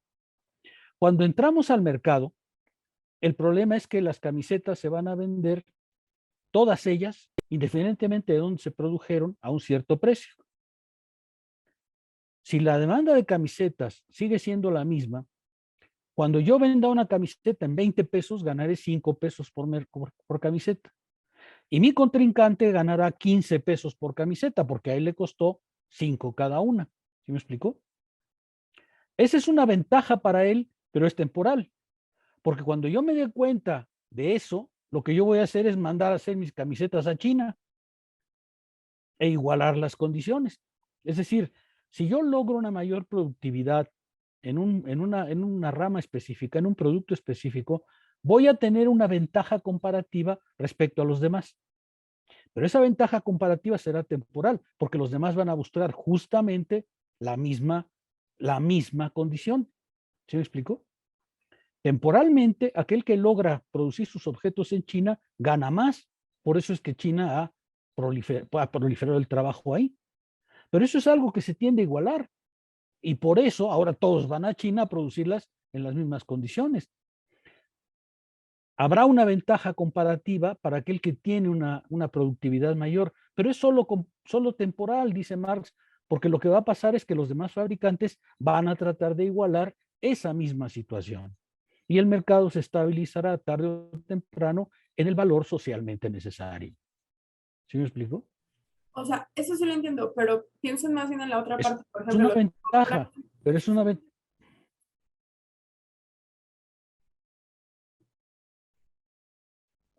Se cortó tu comunicación, a lo mejor es mi internet. Sí, perdón. No, que eso sí lo entiendo, pero pensando en el otro lado, ¿por qué? O sea, ¿por qué la siguen vendiendo a 20 pesos y no a 10? Si les cuestan 5. Bueno, lo más probable es que la venda a 10 y yo que las fabrico en México tenga que empezar a vender otra cosa porque me saca del mercado. ¿Sí me explico? Él tiene dos opciones. O la vende a un precio reducido, que es lo que puede hacer el fabricante. Imagínate, déjame pasar a un caso, digamos, más familiar. Imagínate que un productor mexicano compra una máquina que le permite aumentar la productividad de su trabajo. ¿Sí? Él tiene dos opciones. O vende su mercancía más barata y elimina a la competencia, porque la vende más barata y puede hacerlo, O bien, lo que hace es venderla al mismo precio que los demás y obtener una ventaja mucho mayor. Esas dos opciones las tiene. Por eso es que la competencia tiene que reaccionar. Lo que Marx dice es justamente, vamos a ver que el valor es justamente el equilibrador de la producción. Uno de los papeles del valor es justamente ese, que va a empezar a ser igualador de la producción. Lo que va a pasar, dice Marx, son dos cosas. O bien él vende su mercancía más barata que la mía, aún con ganancia, o bien lo que yo hago es igualar las condiciones de producción para que yo no salga del mercado, porque si no mis camisetas se me van a quedar todas a mí y voy a desaparecer. ¿Sí me explico? Se inaugura, dice Marx, una competencia entre capitalistas justamente para ver quién logra abaratar los precios de producción, los valores de producción. Y ahí vamos a encontrar uno de los resortes del capital. ¿Sí me explico? ¿Sí queda claro? Hay dos opciones. Él puede venderla a 10 y en ese caso va a eliminar a los demás. O puede venderla a 20 y en ese caso va a tener una ventaja comparativa, pero temporal, porque los demás van a decir, oye, tú estás ganando mucho más que yo, vamos a ver cómo le hacemos para que no sea de esa manera, porque si no, elimina a los demás. ¿Sí se alcanza a ver? El valor es el gran igualador, justo por eso. Ahora, ¿por qué es importante? Porque como tú señalas, una de las motivaciones del capital es abaratar el tiempo de trabajo socialmente necesario de cada mercancía. ¿Sí? ¿Sí queda claro? ¿Sí queda más claro? Gracias. Alguien me preguntaba una vez, bueno, ¿y por qué los tenis Nike valen tanto dinero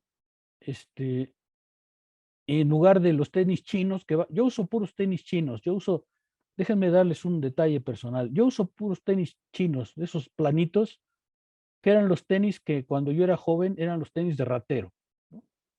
Todos los rateros usaban tenis de estos.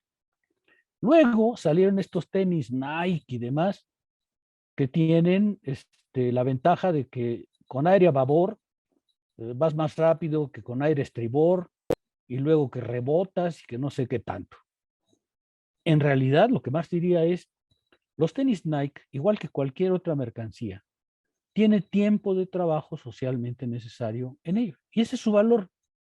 Ahora, si logran convencerte de que los tenis Nike son más fifís, más cachés, y que te vas a ver más guapo y más elegante, y que vas a durar más, pues los vas a pagar, pero entonces eso se expresa en precio. Esa es una ventaja que saca el productor, ¿no es cierto?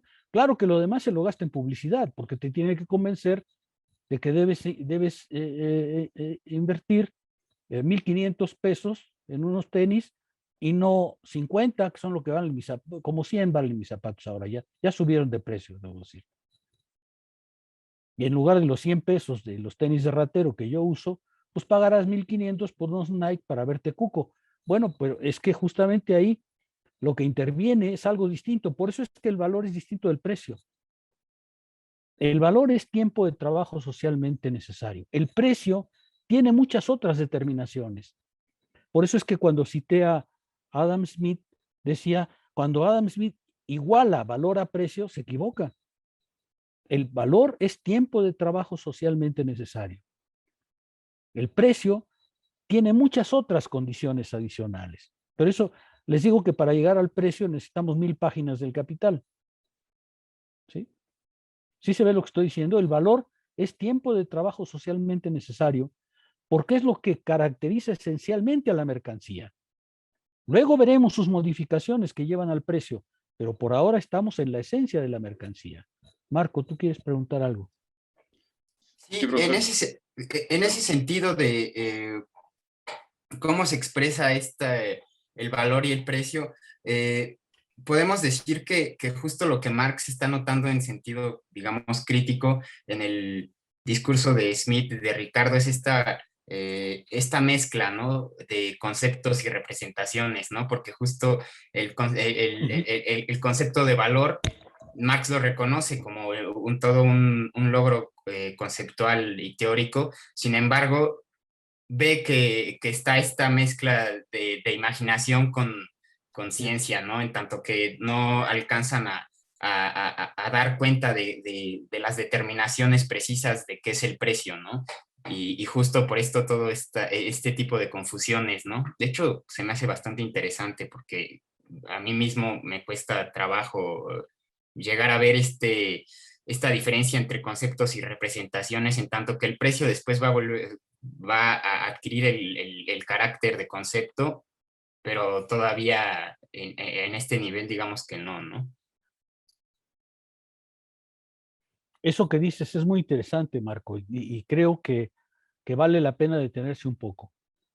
Efectivamente, acuérdense ustedes de una lección metodológica que mencionábamos en una clase anterior.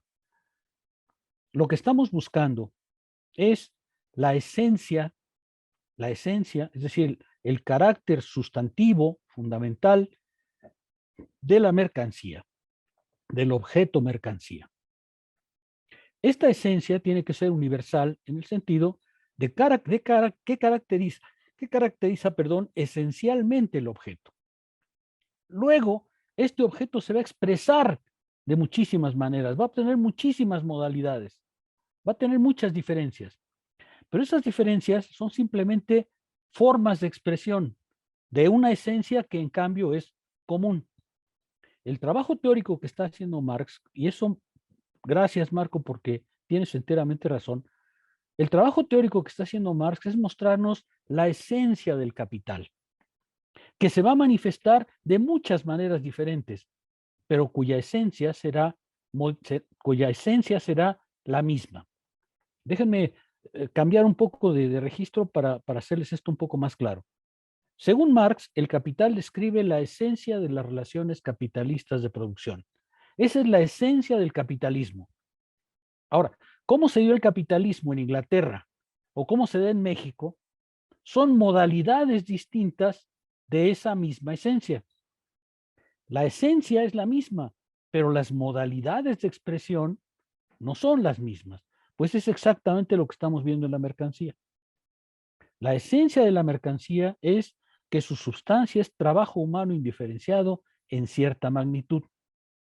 Pero cuando llegamos a lo inmediato, al precio, pues ahí ya aparecieron muchísimas modalidades más que sin embargo dependen de la esencia, pero son modificaciones en su manera de expresión. ¿Sí queda un poquito más claro? Marcos, ¿tú quieres preguntar algo? Sí, profesor, justamente en relación a la diferencia entre valor y precio, porque, bueno, pareciera pues que se presenta casi con naturalidad en la conciencia común el que el precio y el valor se equiparan, y por ende hay una repulsión inclusive inicial de esta teoría de la ley del valor, porque ya se va configurando eso en Marx desde aquí, e inclusive, por ejemplo, ya con lo señalado hasta acá nada más, mucho de los fundamentos de la escuela austriaca, incluido a los teóricos de von Mises y de todos sus secuaces y seguidores, como Hayek y demás, caen, ¿no? Caen por este propio argumento, porque estos, claro, ven el mercado, digamos que la economía se ha convertido más, no más que en el estudio del mercado, de los precios, confundiendo con el de valor. Inclusive llegan a decir, por ejemplo, que finalmente esta teoría o inclusive que el marxismo, por ejemplo, incluido Marx, nunca han tenido una teoría de los precios, porque ellos le ponen el precio de acuerdo a sus propios deseos e intereses, porque ¿cómo se podría calcular los precios? Entonces viene acá el tema del cálculo del precio, y lo ha señalado muy bien, que se está analizándose la esencia de la mercancía, la sustancia, y esa sustancia, que es común a todas las mercancías, es el valor, ¿no? Y es pues el tiempo socialmente necesario para producirlo. Y sobre esto es que hay precios que están por encima del valor, o en algunos casos por debajo, o equiparables al propio valor, ¿no? Pero en esta sociedad lo que se ve es que inclusive hay valores, hay mercancías con valores menores a otras que tienen un precio mucho más elevado, que otros valores, ¿no? Entonces, es interesante lo que ha señalado y tiene relación, por supuesto, con este debate actual, ¿no? Que hay dentro de la economía inclusive. Claro. Muy interesante lo que dices, Marcos. Déjame reflexionar un poco sobre ello, porque me parece que se le puede sacar un cierto jugo adicional. Desde el inicio del curso, decíamos que estamos interrogando al Capital, al libro de Marx, al Capital, para preguntarle, ¿de qué tratas? ¿Cuál es tu objeto? ¿Cuál es el objeto que estás examinando, que estás conceptualizando? Y decíamos desde el principio, Marx no hace economía. Y ahora empezamos a ver con la intervención de Marcos en qué sentido va eso. Para los economistas, el problema fundamental no es el valor, sino el precio, sobre todo lo manifiesto, la manera en que se intercambian mercancías y el mercado se mueve a través de ese intercambio de mercancías visible. Marx no está buscando eso, Marx no está haciendo un trabajo de economista, está usando la economía política para mostrar algo que es mucho más amplio, que es la estructura interna de las relaciones sociales bajo el capital. Y aquí el valor juega un papel fundamental. El valor es justamente la ley que va a permitir comprender por qué el trabajo humano, el gasto de trabajo humano, está en la base del intercambio de producción de mercancías. Y esto es tan abstracto que los economistas suelen pensar que es inútil. Pero justamente esta abstracción es lo que permite comprender las relaciones del capital. Si nosotros eliminamos esto, pues entonces Marx queda convertido en un economista más que, como dice Marcos, pues no resolvió el problema de los precios. Los economistas suelen decir, como Marx no resolvió el problema de los precios, el marxismo no vale. Pero es que Marx no está haciendo economía, Marx está haciendo el análisis de las relaciones sociales del capital, en las cuales, puesto que la economía juega un papel fundamental, hay que examinar cómo se presenta esas relaciones en el orden de la producción y la distribución. ¿Sí se ve? Por eso es que la teoría de Marx va a acabar siendo no una economía, sino una comprensión completa de las relaciones sociales del régimen capitalista. Y más aún, como decíamos al principio, una concepción histórica del modo de producción capitalista. Los economistas, por supuesto, no tienen ni idea de que hay otra manera de producir.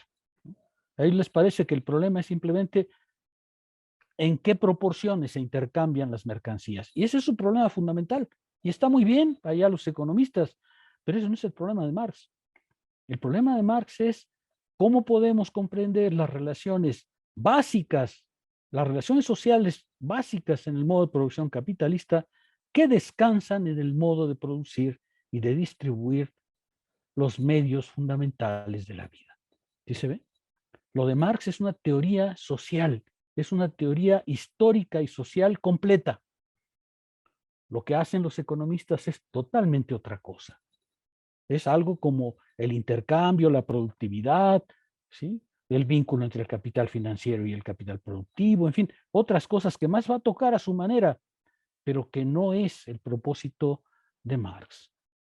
El capital no es una teoría económica, es una teoría histórica y social que trata de describir el núcleo fundamental, el núcleo esencial de las relaciones capitalistas de producción entendidas como un modo histórico particular de producir. ¿Sí se ve la diferencia en objeto? A eso nos referíamos cuando decíamos, siguiendo Althusser, hay que preguntarle a Marx de qué está hablando, para no acusarlo de no hacer economía, porque es que no está haciendo economía, y él mismo sabe que no está haciendo economía. Y por eso la categoría de valor, por ejemplo, como dice Marcos, a los economistas les parece totalmente metafísica, ¿no?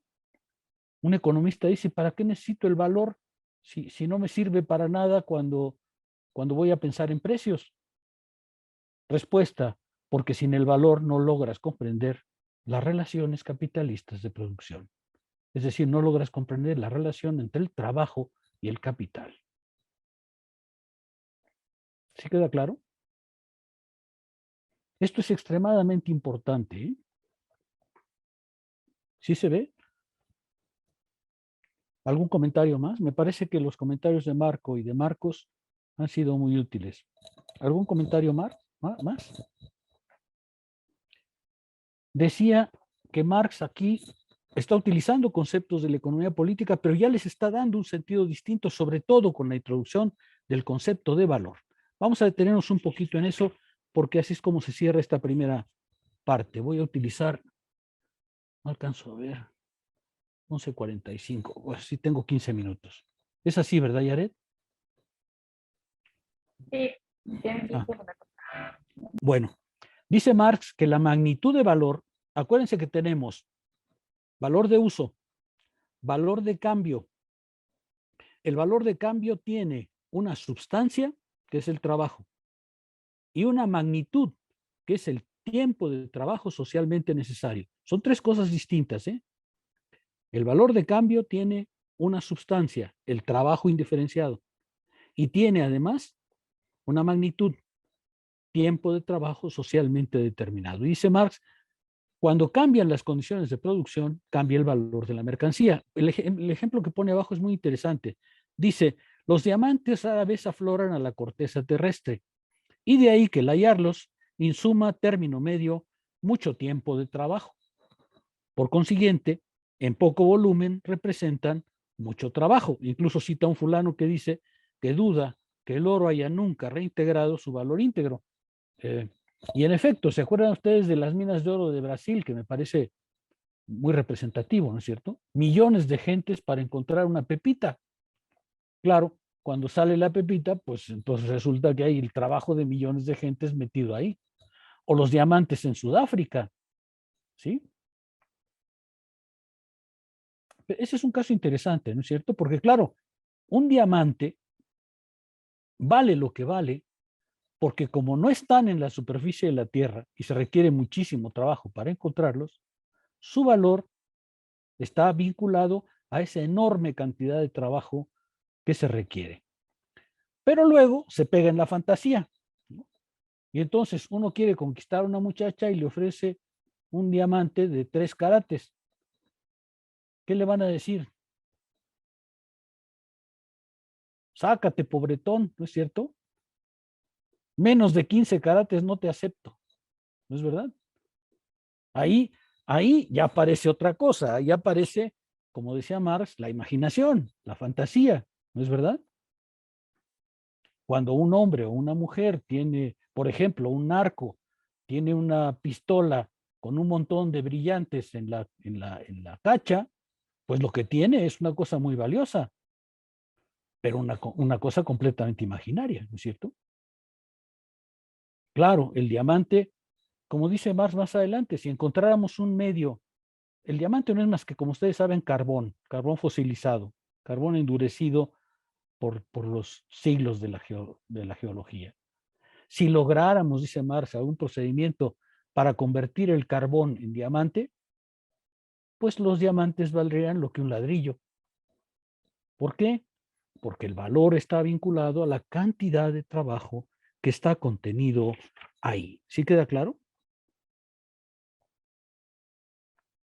Ahí creo que no hay mucha dificultad. Termina el párrafo diciendo, por ende, la magnitud de valor de una mercancía varía en razón directa a la cantidad de trabajo efectivizado en ella e inversa a la fuerza productiva de su trabajo. Sí, el valor de una mercancía, dice él, varía en relación directa a la cantidad de trabajo que tiene. Un cocol tiene una cierta cantidad de trabajo ahí, pero varía indirectamente en relación a la productividad del trabajo. Si alguien lograra hacer una máquina de cocoles, pues lo más probable es que el cocol, para mi beneficio, para mi placer, bajara de precio. ¿Sí? ¿Están de acuerdo? De hecho, tenemos un ejemplo muy bonito con la tortilla. Ustedes son muy jóvenes y probablemente todas las tortillerías que ven utilizan una máquina para hacer tortillas. Se ponen la masa por encima, la tortilla la plana, la hace redonda y la cuece, ¿no? La elabora. Cuando yo era joven, no había eso. La tecnología mexicana que desde luego no está para echar un hombre a la luna. En cambio, sí pudo hacer una máquina elaboradora de tortillas. Es alta tecnología mexicana, ¿no? En mi época se trataba de 6 u 8 señoras alrededor de un comal gigantesco en el que hacían la tortilla a mano, la ponían en el comal, la sacaban del comal, la volteaban del comal y luego la echaban a unos canastos inmensos. Cuando apareció la máquina tortilladora, pues lo que bajó es el valor de la tortilla. Ya no se necesita una señora que se pasa la vida junto al comal para hacer tortillas. Ahora basta una máquina que sustituye a las 8 señoras que en mi juventud hacían tortillas a mano. Claro, si ustedes hoy compran tortillas a mano, por ejemplo de Xochimilco, que a mí me gustaban mucho, pues entonces el kilo de tortillas ahí vale más porque es tiempo de trabajo socialmente necesario contenido en ellas. ¿Sí se ve? Ahora, su precio es otra cosa. Su precio puede variar de acuerdo a si la señora es humilde o por el contrario vende a los fifís, y entonces como es a mano, pues les cobra más y es otra cosa. Lo importante ahorita es el valor contenido ahí. ¿Está bien? Bueno, me apresuro para avanzar. Una cosa puede ser valor de uso, dice Marx, y no ser valor. Y pone el ejemplo del agua, ¿no es cierto? O de los bosques o del aire. El agua es un bien absolutamente irreemplazable, pero es producto de la naturaleza. Ahora, tiene un valor de uso absolutamente indispensable, pero no es valor. En tanto que agua no es valor. Una vez, a ver, hace años había un anuncio de la Comisión Nacional del Agua que era muy simpático porque decía, Dios nos dé el agua, pero no la entuba. Entonces, lo que le cobramos a usted es el trabajo de entubarla, el trabajo de mandarla a su casa, el trabajo de ponerla en el tinaco. ¿Sí se ve? Dios nos dé el agua, pero no la entuba. Y entonces, todo el trabajo, el costo del agua, pues es el trabajo humano para un valor de uso ser convertido efectivamente en un objeto que llena las necesidades en casa. ¿Sí? Por eso dice Marx, algo puede ser valor de uso y no ser valor. Una cosa puede ser útil y además producto del trabajo humano y no ser mercancía. Este aspecto es muy importante. No todo producto de trabajo humano es mercancía. ¿Por qué? Por la definición que acabamos de adoptar. Una mercancía es tiempo de trabajo humano socialmente necesario. Pero hay productos que son trabajo humano y no se pueden reproducir. Por ejemplo, un vino francés. Ahí está otra vez la diferencia entre valor y precio.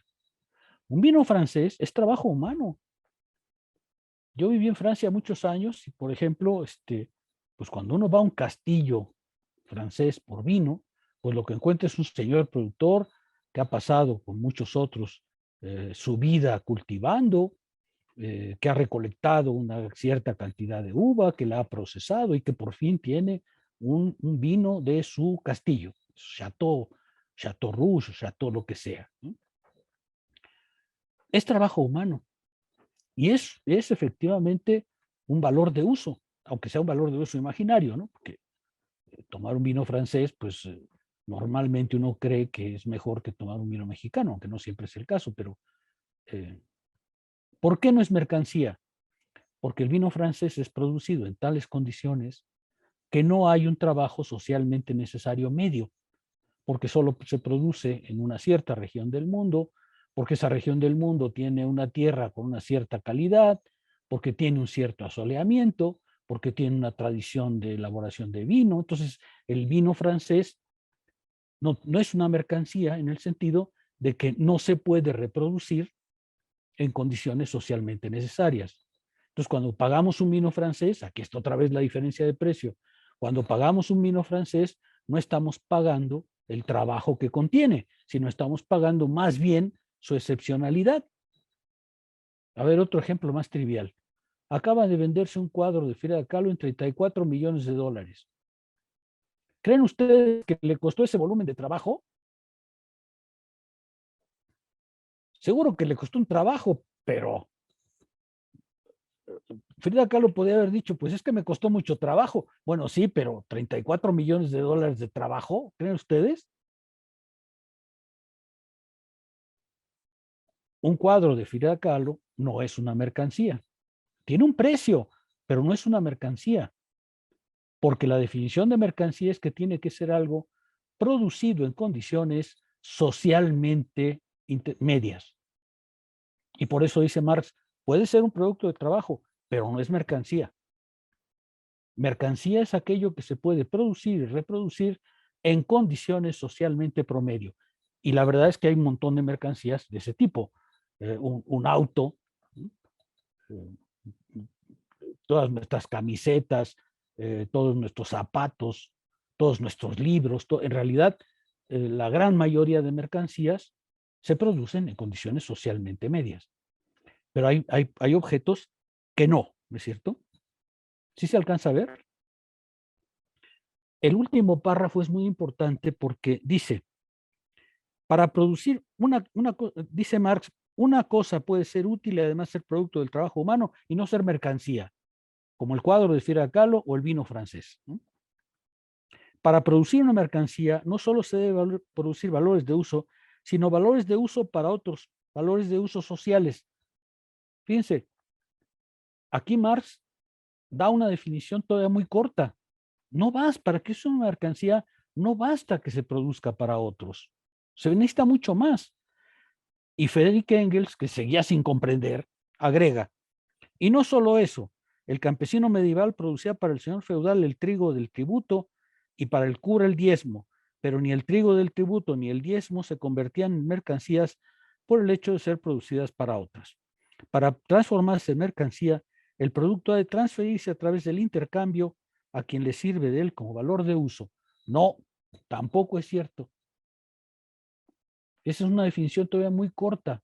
Para que una cosa sea mercancía, y ese es justamente el problema del valor al que nos estamos acercando, no basta con que sea producida para otros. No basta con que sea trabajo humano, contenido. Todas esas cosas son necesarias, pero no bastan. Hace falta algo más, que es lo que Marx va a llamar justamente forma valor. Y Engels no lo ve. Engels, el supercuate de Marx, no lo ve, ¿no es cierto? No basta. Para que una cosa sea mercancía, no basta que sea producto del trabajo humano y que se intercambie por otra. Hace falta algo más, y ese algo más va a ser justamente el valor en Marx. Va a ser una forma social determinada, una manera social determinada de producir. Por último, ninguna cosa puede ser valor si no es un objeto para el uso. Si es inútil, también será inútil el trabajo contenido en ella. No se contará como trabajo y no constituirá valor alguno. Esto es muy importante. ¿Sí? ¿Por qué? Porque una cosa puede ser producto del trabajo humano, producto para los demás, pero inútil. Y si es inútil, no es valor. Es decir, no se hace mercancía. ¿Me explico? Yo tenía un ejemplo, pero es políticamente incorrecto que lo mencione. Por tanto, tendrán que aceptar la afirmación de Marx. Hay productos inútiles que no generan valor. Por ejemplo, yo podía inventar una manita que ayudara a la mano a escribir con pluma fuente. Como seguramente nadie necesitará mi invento, pues eso no será mercancía y no será valor. ¿Sí me explico? Ahora, si yo logro convencerlos de que mi instrumento es muy importante, pues se los voy a vender. ¿Sí me explico? Franz Kafka tenía un comentario muy simpático que creo que vale la pena aquí. Decía, mire, partir nueces no es un arte. Pero si alguien logra convencer a los demás que es muy difícil y que vale la pena mirar un especialista, pues vamos a tener torneos mundiales de partir nueces. ¿Por qué? Pues porque si yo logro convencerlos de que ese trabajo tiene importancia, aunque no la tenga en absoluto, pues se va a vender. Pero en principio, una cosa que sea inútil no es mercancía. Me detengo porque hemos terminado el apartado 1 del capital. Vean ustedes las dificultades que nos ha llevado, pero la riqueza que todo esto tiene. ¿Sí queda claro? Me detengo por si hay preguntas, aunque tenemos relativamente poco tiempo. ¿Sí ya vemos? Un vino francés no es mercancía. Un cuadro de Frida Kahlo no es mercancía. ¿Sí? Una pintura de Siqueiros no es mercancía. Mercancía es aquello, ahora lo vemos, que tiene valor de uso, valor de cambio.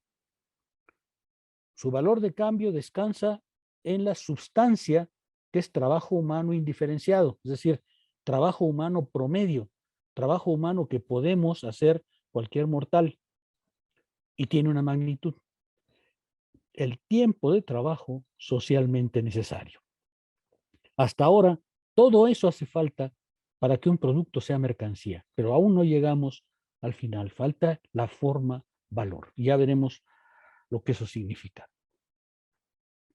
¿Sí se alcanza a ver? Ya se va a ver mejor con la categoría de trabajo, que es la que sigue inmediatamente. ¿Sí queda claro? No estamos haciendo economía, estamos describiendo la esencia conceptual del producto más visible del capital, la mercancía. Estamos aprendiendo a conceptualizar, a ver la mercancía. ¿Sí queda claro? ¿Sí se ve? Así empezamos, ¿eh? La mercancía es lo que vemos cada vez que vamos a Perisur o a algún lugar fifí, perdón, ya estoy modificando la cuarta transformación. Si vamos a un lugar fifí, pues hay pura mercancía. Y entonces todos decimos, pues yo ya sé qué es la mercancía. Pues no, justamente estamos viendo que no sabemos y que es necesario pensar lo que creemos estar viendo. ¿Sí se alcanza a ver? Como ustedes ven, hay aquí problemas filosóficos, problemas epistemológicos, problemas teóricos de la mayor importancia, en la que otra vez, permítame insistir, Marx no iba solo. Marx lee la economía política clásica y la tiene que transformar, pero tiene que partir de ella. Por eso me permití leerles un pasaje mínimo, si quieren, puedo insistir en eso si lo desean, pero un pasaje mínimo de La riqueza de las naciones de Adam Smith y de Los principios de Ricardo. ¿Algún comentario?